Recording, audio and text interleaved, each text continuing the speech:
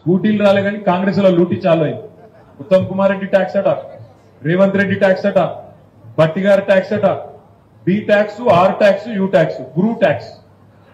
Bru coffee తెలుసు మనకు, ఇప్పుడు బ్రూ ట్యాక్స్ మొదలైంది కొత్తది, బ్రూ ట్యాక్స్. ఆ ట్యాక్సులు మొదలైన మూడు ఎందుకంటే ఢిల్లీకి పంపాలి కదా సంచులు, కాబట్టి 3 రకాల పన్నులు సామంతరాజులు కప్పం కట్టాలి కాబట్టి ఢిల్లీకి, అవి చాలైనవి. ఇంకో దిక్కు మీరందరూ గ్రాడ్యుయేట్ చదువుకున్న పిల్లలు, కొంతమంది ప్రైవేట్ రంగంలో ఉద్యోగాలు చేస్తున్న వాళ్ళు ఉన్నారు, కొంతమంది నిరుద్యోగులు ఉన్నారు, కొంతమంది పోటీ పరీక్షలకు ప్రిపేర్ అవుతున్న వాళ్ళు ఉన్నారు, కొంతమంది వ్యవసాయం చేస్తున్న వాళ్ళు ఉన్నారు. నేను మిమ్మల్ని అడుగుతా ఉన్నా, ఏం చెప్పిండు రేవంత్ రెడ్డి గారు?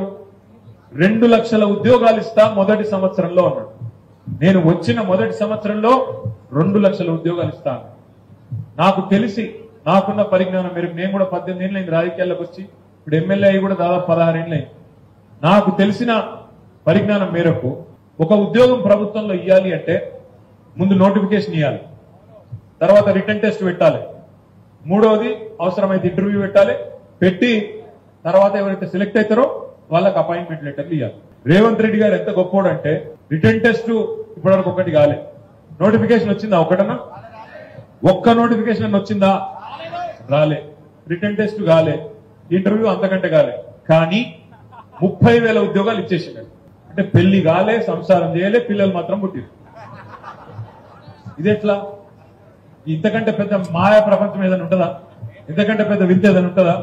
అబ్ర కదబ్రా చూమంతారు అన్నాడు రేవంత్ రెడ్డి, 30,000 ఉద్యోగాలు వచ్చేసినాయి. అంటే మనం పిచ్చోళ్ళమా, మన విద్యావంతులం కాదా, మనకు తెలియదా? ఇదివరకు పరీక్షలు రాయలేదా?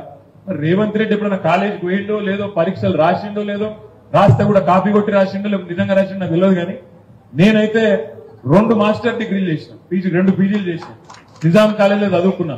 నాకెన్నడూ సిటీలు పెట్టి రాసే అలవాటు కూడా లేదు, మంచిగా చదువుకొని పాస్ అయిన నేను. మరి ఆయన ఎట్లా పాస్ అయిండో ఏం చేసిండో నాకు ఎరకలేదు. కానీ గింత అన్యాయం, చెప్తే అబద్ధాలు, ఇంత దారుణమైన అబద్ధాలు.